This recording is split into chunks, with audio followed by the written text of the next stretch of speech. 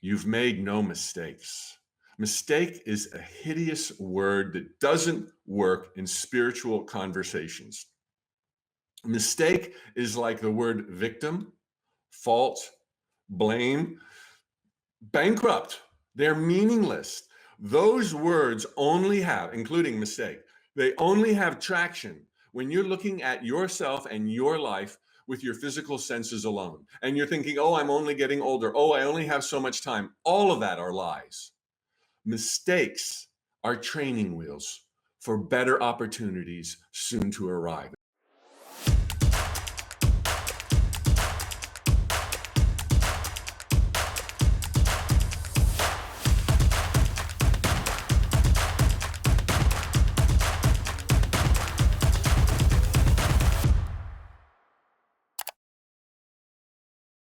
It's that special magical time of the week, time for our mini manifesting workshop, our mastermind, where we put our thoughts together. And albeit it's a one-way conversation, I do read all of your posts and comments, and I thank you so much for them. This is the month where we talk about writing the next chapter of our amazing life. And while the most obvious thing to talk about is aim and target and desire for what it is you want to craft and deliberately manifest, it is so vitally important, as I shared last week, that we first clear the stage, prepare the way. And that's what we did last week by getting clear through honesty, erasing self-deception.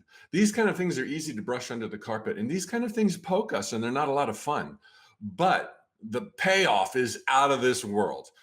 It creates a platform through which our inclination to succeed and to thrive is multiplied exponentially. And so today is another one of those talks prior to next week when we get into end results and definition, et cetera. Another one of those themes where we're going to be, maybe doing a little bit of poking, but it's with the intention of loving your amazing past, with the intention of loving where you are right now, celebrating it, wishing for nothing to be different in any way, shape, or form. And this brings to mind a personal lesson I had that had profound implications in my life and set me up for the life I now lead. It was back to 20 years ago, that dark night of my soul that I have spoken of so many times, when one of the many misfires in my life was discovering that my long-term relationship nearing 10 months was on the fence because my girlfriend had a boyfriend. I was sick with nausea. I couldn't eat. I was losing weight. It was really such a bleak, terrifying episode of my life, not to mention career and finances and everything else being helter-skelter and not even knowing what I would do with the rest of my life. Believe it or not, I didn't know I'd be doing this. It was deep inside of me. I always loved the nature of reality, but the thing that hurt me the most was this relationship. And I remember, and you may be able to draw some parallels in your life as well right now. I remember thinking, if only I had said XYZ, if only I had been a little different, if only she hadn't flown off the handle, if she could see who I really was, oh my God, it would have been the most amazing, beautiful, rewarding, rich partnership, relationship of my life, adding to all else. If only. And there was a lot of self-loathing, what's wrong with me? I was 39 years, I was 40 when this happened. And I was like, I've never had a really long-term relationship. And that last one that lasted 10 months, 7 months were crap. Okay. First 3 months, bliss, you know what I'm talking about. So here is what hit me. And I wrote it as a note from the universe. It's one of my favorites to this day. I can't find it. There's 3,000 of those suckers and I couldn't find it, but I know the lesson oh so well. Whenever you're wishing that the present could be different than it is, okay? Like, oh, I wish she saw in me and I wish I didn't make those mistakes. Whenever you're wishing the present, no matter how bleak or dire it may feel right now, or at other points in your life, whenever you're wishing the present is different than it is, based on the past and things could have gone another way, it's because the past wasn't what you think it is, or wasn't what you think it was. When you want the present to be something different than it is, it's because you're tricking yourself, you're deceiving yourself, you're lying to yourself about the past. The truth is, no matter what I could have said, no matter how I would have behaved, no matter what she would have done differently, she was she and I was me. And it was never this panacea that I was looking with rose-colored glasses on my past to define and explain. It was a crap relationship. I wouldn't change it for anything in the world. There were many highs, and she was a beautiful soul. But it never was how I was viewing it. I was viewing it in a way that it wasn't and could never be.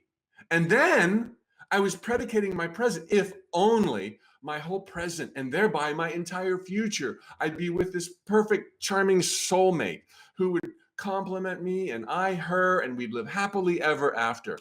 The whole thing was based on a lie, self-deception, self-judgment, interpreting the past in a light that it never was. Do you get what I'm saying? And boy, do we do this all the time.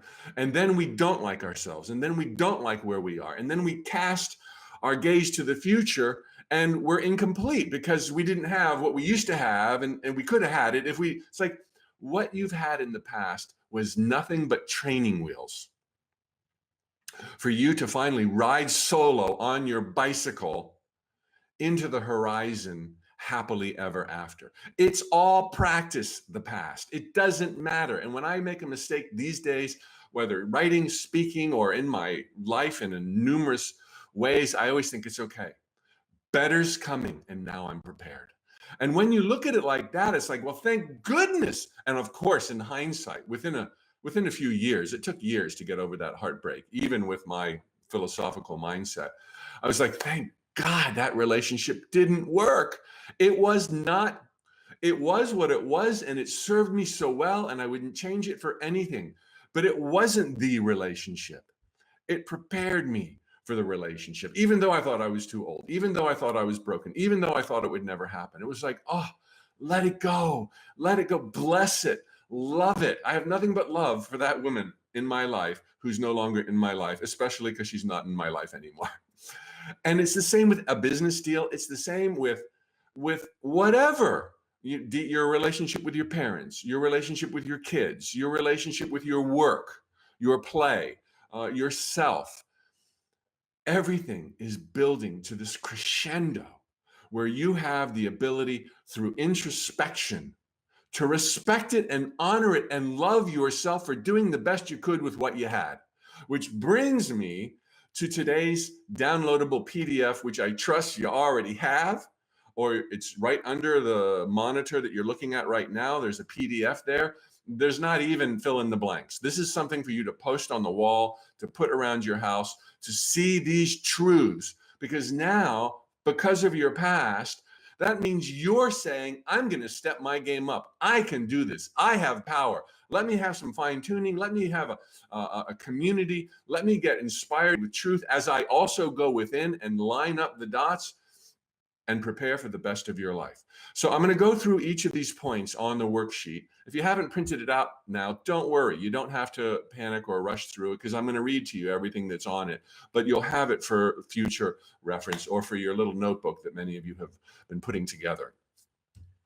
So accepting and loving your past and present, so easy with a slight change of perspective, because a change of perspective reveals truth. The truth sets you free and you move into a life of ecstasy. Point number one, you've made no mistakes. Mistake is a hideous word that doesn't work in spiritual conversations. Mistake is like the word victim, fault, blame, bankrupt. They're meaningless.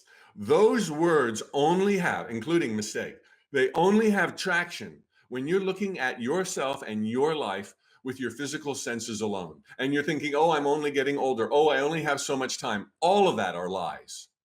Mistakes are training wheels for better opportunities soon to arrive. And when you realize that, you stop looking at them as mistakes and you look at them as lessons, or better, you look at them as adventures. Thank goodness for those adventures, because now you're better, more prepared, more everything for all that's still coming. And remember, opportunity never stops knocking. Don't you hate those silly old cliches? Opportunity only knocks once. My mom used to say that before her comeuppance into the metaphysical world. Mikey, get out there, Mike. The early bird gets the worm. Mike, it's like, look, there's enough worms for all of the birds. Okay, and opportunity, given this magnificent oasis designed by the mind of God Almighty, it wouldn't be like, well, you've got 4 opportunities in this lifetime, kiddo. I hope you make it. It's like, whenever you make a decision, right, wrong, good, bad, high, low, whatever, all of the elements realign and look for miracles. And wherever you are in your present moment, all the elements are already on board. Let's go. That stuff's the past. You've got forever. You've got infinite possibilities ahead of you, no matter what your physical senses are showing you. So pitch the verbiage mistake. You have never made a mistake. And there's a point here that I might be making out of turn. Oh, it is point 2. So let's move on to point 2. You've always done the best you could with what you've had from where you were. I mean, you've heard that before, okay? This is not, a revelation. But if you don't love your past, now I don't care what you've done. I don't care how awful, how neglectful, how insensitive, how cruel, how mean, how violent. God still loves you. The universe still loves you. You are still pure God. Divine intelligence knew that there would be this tumble from the Garden of Eden. We've already talked at length about Adam and Eve and the original sin. This was anticipated, okay? It's like, oh, let me make this paradise and I'm going to go there and be the perfect creature. It's like, no, I'm going to go there and slip and fall some more. And then I'm going to start running, and then I'm going to spread my wings, and then I'm going to soar. Getting to the mountaintop after having first been lost, remember that one, is better than just being at the top of the mountain. So this slip and fall was anticipated, and you knew that you would do the best you can with what you've got at the time. And this is true for those out there in the world who disappoint us. They're not dealing with all the light bulbs on, okay? They don't have a full deck of cards. Like none of us have a full deck of cards until we're in pure ecstasy, in pure truth, and that's okay. So for you, if you've slipped, if you fall, if you chose your words poorly, if somebody has banished you from their life and they say forevermore, there's other people you have forevermore. If they don't come around, it'll be because they're misguided. You still have opportunity. You did the best you could with what you had. No one could have done better. Not Jesus Christ in your shoes. Jesus Christ was wearing a different pair of sandals, okay? Jesus Christ was, like Buddha. Who knows how many other lifetimes? Who knows how old their soul was? Who knows where they came from? Who knows what their mission was? Don't compare. If Jesus was born of your parents and had the same number of past lives as you and done the same things in those past lives as you, always doing your best, because we're sparks of God who always do our best, even when we've disappointed ourselves. If Jesus had every same element of you and everything that's led to this day, Jesus would have made the same exact decisions, because they were the best decisions to make at the time. Even the person who's cruel or violent thinks in their own warped mind that it was justified, that they were making wrongs right, that they were preparing the way. They were motivated, however invisible, by love in their heart. And I know that's invisible, but it's the truth. And you deserve to be let off the hook. No one could have done better than you under the circumstances through your past up to today. And this will be true going forward. And this doesn't mean there aren't forks in the road where you can choose differently, but we're always preparing for those forks that are coming through the trial and error, failed word, of prior experiences. So understand that that you've done the best you could, and no one could have done better in your shoes. Your shoes are unique. It's only chance to see and experience life through your eyes. Not Jesus's eyes, not Buddha's eyes, not my eyes, but your eyes. This is a precious window at reality that God will only have during your lifetime. And so celebrate that and understand you've done the best you could. Point 3. This is a cool one, I hope you think. Remorse, regret, guilt, grief, sadness, and any other form of judgment are the result of your perceptions, not your past. Your perceptions. They're a result of perceptions of circumstances or of your own former actions. Remorse, regret, guilt, fear, sadness, and any other form of self-judgment do not stem from past behavior.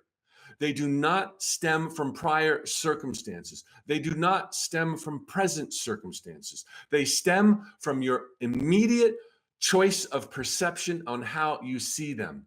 Don't try to change the past. Don't wish for different circumstances. Take a step up. Change how you view it through these first 2 points and the remaining points, and you're off the hook. It's not about what happened in the past. It's about how you view it, and that you can change. Here's a note from the universe to bring that point home, and it's a fond one that I could find. I know you already know this, but the only way one can find their way is to first be lost. To make it big, you got to start out small. To fall in love, first, feel none. Yet when these adventures begin and the dreamers suddenly find themselves lost, small, alone, you should hear the explicatives. So look at it like this. Any such feelings are simply a sign that you've made a really, really big and daring wish, and its manifestation has already begun. Foxy, clever, wry, the universe. So do you see the point here? This is the Garden of Eden that we were talking about. It's from there you descended, which is not the best analogy because it sounds like ugh and yuck, but it's all inside the mind of God. So from there you descended so that you could rise up. But when people open their eyes and they're at the bottom, or they go up and they slip and they fall and they're learning their lessons through adventure, it's like, oh my gosh, why aren't I perfect? Why don't I have all? It's like, it's part of the plan. It's part of the plan. You've done so well. Point 4, there's been no such thing as wasted time. I always remember I read an article in some magazine about relationships, and men look at past relationships as, well, you know, it was what it was, and what happened, and onward, typically. Whereas women, it said, this is a magazine article I read, said that they look at it as wasted time. It's like, dang, you know, I could have been married. Dang, I put in a week, a month, a couple of years, and it was a waste. Nothing is a waste. And not that men don't think there's waste. Of course they do. And this is just an article, and it's not meant to be sexist. But it's a very prevalent theme and feeling amongst people that if something didn't pan out the way you wanted it to, it was a waste. It was like it wasn't a waste. Just let the pendulum swing a little bit more, particularly with your open heart and your open mind, evidenced by the introspection that you're open to as an Infinite Possibilities member. And you'll be like, thank God that didn't work out. Thank God I had that. Thank God I went through that adventure. So now I'm poised to take off the training wheels. All right, so let's see. Point 5, you still have today. And after it, forever. Now, when you're hardwired to the illusions, it seems like, you know, yeah, that's great, but I need to pay my bills. That's great, but I might get the disease, coronavirus. That's great, but I'm 59 years old. I am 59 years old. It's like, you have today. Isn't it amazing that if a dog is in a car accident and it loses a leg, it's just as happy when it recovers with 3 legs? It's not like, oh man, what a horrible thing that was. It was like animals are so rooted in the present. They have so much to teach. Shout out to all the fur baby lovers out there, and the feather baby lovers, and the goldfish lovers. It's like they all have a personality, and they all live in the moment, and we can all take a cue for them. Also, shout out to all the tree lovers out there. They're sentient beings, every single one of them, plants as well. So they're in the moment. And I had this amazing experience that I may have shared in another mastermind. And I would go out into the yard and do some yard work. And one time, one of the most mystical experiences of my life was, I guess the music was kind of still in my mind.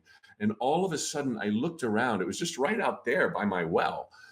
And all of a sudden, I could hear and feel the music and the plants. They were emanating this joy, and it was like the trees, and it was like everything was just in this zone. It was ecstasy.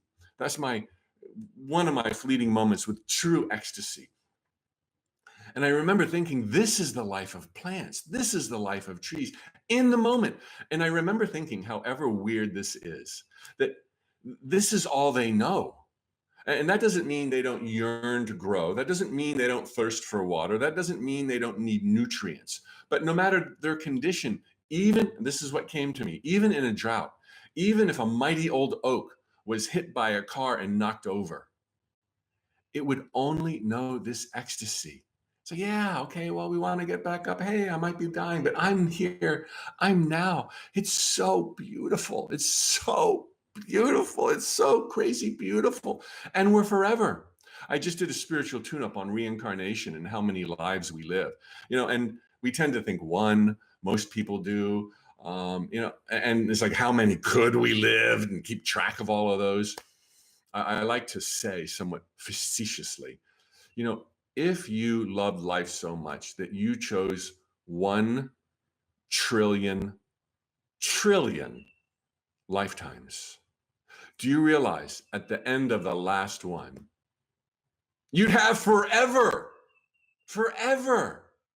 And so, yeah, something might feel like wasted time. Something might feel like it wasn't right. Something, feels like, oh, my life has already covered most of a normal lifespan. Hey, we're going to live forever because we're going to be enlightened, right? In this lifetime, we're going to elevate. But even if we don't, we still have forever. We're still inside of God. We're bathed with love. And this precious moment, like a puppy will tell you, like an old dog will tell you, like a sentient tree will tell you, this moment is what matters. This lifetime is what's so beautiful. Here, God is seeing through your eyes and is just deeply grateful for every breathing breath that you take. You have now, forget your age, forget opportunities, forget trying to do all these things that the rest of the world will be impressed with. Just enjoy yourself and be impressed with the moment. And that'll set you up for the next moment and the next day, the next week, and the next chapter of your life. Number 6, you've never been judged. Okay, I don't think this needs saying, but we're so brutal on ourselves. We think there's space for self-judgment. We think we live in a judgmental world because that's what we were told, that okay, so the universe loves me and wants for me what I want for myself, but I am not exercising enough. I am not eating right. Love yourself. Love yourself. Be in the moment. And then you're going to automatically rise to that natural buoyant state where you'll naturally take care of yourself, where you'll naturally be led outside. You're not going to be led outside when you're hating yourself and you've made it into this job that you detest, exercise or eating well. Just love yourself in the moment. Stop being critical. Don't judge. And suddenly it's like, buoyancy. It's like you were underwater and now you're lifted higher. Number 7, everywhere you've ever been and every decision you've ever made, including those paths that led you down into harm's way, you were led by love. There's only love. And it takes on every color of the spectrum when we're confused. Sometimes it takes on, anger. Sometimes it takes on violence. But you were led by love. Not a human judgmental love, but a divine love. The God inside of you doing your best thought that this or that was the path. Even if you punish somebody, you did so because you thought it would make a lesson be learned, or punished yourself because you wanted to move on into the light. That's a hard one to wrap your head around. But you've only made decisions based on the love that stirred in your heart. Number 8, you're loved even more than you have loved. I don't even think I can comprehend how much love there is, but I've never read a profound book, and I've read many.